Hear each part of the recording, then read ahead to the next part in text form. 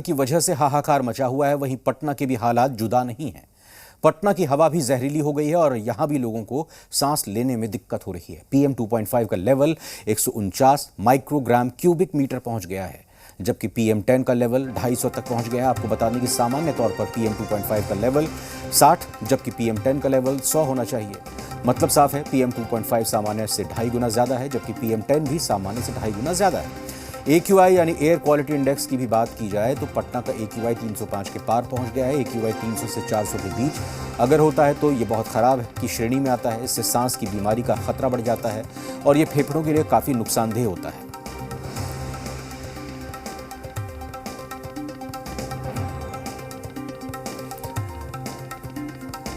तो लगातार जिस तरह से पॉल्यूशन दिल्ली NCR में बढ़ रहा है और अब देश के बाकी हिस्सों में भी, और ख़ासतौर पर बिहार की राजधानी पटना की भी बात करें तो यहाँ पर भी अब जो हवा है वो जहरीली होती जा रही है। जो AQI लेवल है वो 300 के ऊपर जा चुका है। एक्सपर्ट्स भी कहते हैं कि जल्द ही अगर स्थिति में सुधार नहीं आया तो लोगों पर इसका स्वास्थ्य पर बहुत बुरा असर पड़ेगा। और इसी लिहाज से सुबह की और शाम की सैर करने वालों को भी हिदायत दी गई है कि वो मास्क पहनकर ही जाएं और अगर हो सके तो सुबह और शाम की सैर से बचें।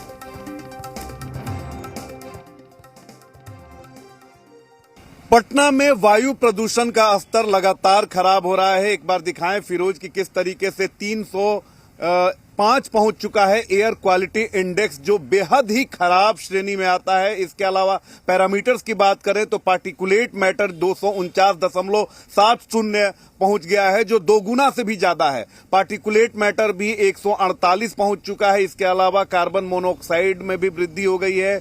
ओजोन स्टैंडर्ड होना चाहिए 100, लेकिन ये यहां पर कंसंट्रेशन यहां पर 1.41 ही दिखा रहा है। इसके अलावा तमाम जो गैसें हैं उनकी भी जो गुणवत्ता है वो खराब हो गई है और टेम्परेचर 18.4 डिग्री सेल्सियस है।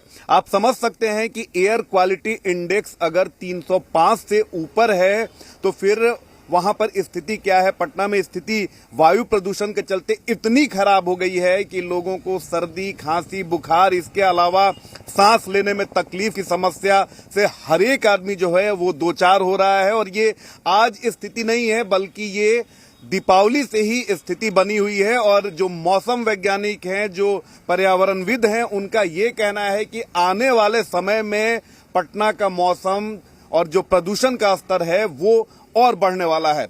लिहाजा लोगों की समस्या बढ़ रही है और सबसे खास बात यह है कि ये स्थिति जो है वो काफी खराब श्रेणी में आता है। अब ऐसे में सरकार को कोशिश करनी होगी। इसके अलावा आम लोगों को भी जागरूक रहने की जरूरत है ताकि प्रदूषण के स्तर को कम किया जा सके।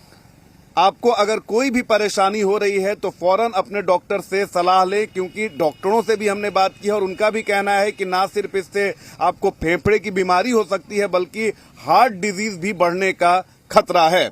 ऐसे में पटना के जो लोग हैं, प्रदूषण की वजह से उनकी जो जिंदगी है वो खतरे में पड़ चुकी है।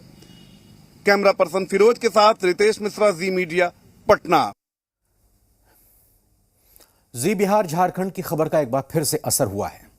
Bihar state pollution control board ने प्रदूषण फैलाने वालों पर कार्रवाई की है। बोर्ड ने कई सारी शुगर मिल्स और सरकारी अस्पतालों पर भी एक्शन लिया है। Bihar state pollution control board के अध्यक्ष अशोक घोष ने कहा है कि जी बिहार झारखंड की मुहिम से लोगों में जागरूकता रही है।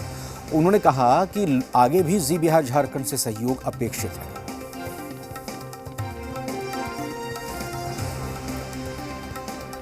ये बहुत अच्छा आपका पहल है और मीडिया का बहुत बड़ा रोल है जागरूकता लाने में, क्योंकि हम लोग का कैपेसिटी लिमिटेड है। आप जानते हैं कि अखबारों का जो एडवर्टीजमेंट होता है बहुत कॉस्टली होता है। हम लोग लिमिटेड बजट में काम करते हैं, फिर भी अखबार में देते हैं, लेकिन अखबार हर लोग तो नहीं पढ़ता है। लेकिन रेडियो या आपका TV हर लोग देखता है, गाँव में भी